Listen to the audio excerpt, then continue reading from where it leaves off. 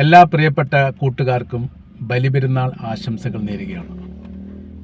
ഇന്ന് നമ്മൾ ചർച്ച ചെയ്യുന്നത് വളരെ പ്രാധാന്യമുള്ളൊരു വിഷയമാണ്. അത് ഭിന്നിപ്പിച്ച് ഭരിക്കുക എന്ന ബ്രിട്ടീഷുകാരുടെ നയം ഗസയിൽ ഇസ്രായേൽ നടപ്പിലാക്കുന്നു.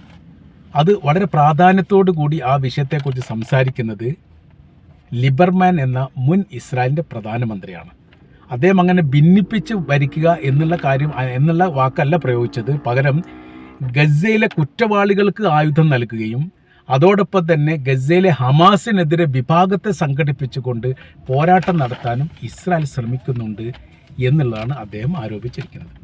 അപ്പോൾ ആ ഭാഗത്ത് ഹമാസിനെതിരെ ഒരു ബദൽ സംവിധാനം അല്ലെങ്കിൽ ഗസയിൽ വിഭിന്നമായിരിക്കുന്ന ഒരു രണ്ട് ചേരികൾ ഉണ്ടാക്കി കഴിഞ്ഞാൽ ഏറെക്കുറെ പിടിച്ചു നിൽക്കാൻ വേണ്ടി പറ്റും. ഇപ്പോൾ യുദ്ധം തുടങ്ങി 1.5 വർഷം കഴിഞ്ഞിട്ടും ഏറെക്കുറെ ഗസക്കാർ ഒരേ അഭിപ്രായക്കാരും ഒരേ നിലപാടുകാരുമാണ്. ഇസ്രായേൽ എന്ന് പറയുന്ന സംഘം ആ ദേശത്ത് നിന്ന് വിട്ടുപോകണം, അത് ഞങ്ങളുടെ ദേശമാണ്, ഞങ്ങളുടെ അവകാശ ഭൂമിയാണ്, നിങ്ങൾ അവിടെ നിന്ന് ഒഴിഞ്ഞു പോകണം എന്ന കാര്യത്തിൽ അവർക്ക് അഭിപ്രായ ഭിന്നങ്ങളൊന്നുമില്ല.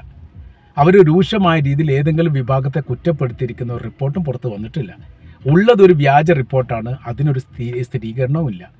ഇങ്ങനെ ഇരിക്കെയാണ് ഇവർ പുതിയ ഒരു നയം കൊണ്ടുവന്നത്, ഭിന്നിപ്പിച്ച് ഭരിക്കുക എന്നുള്ളത്.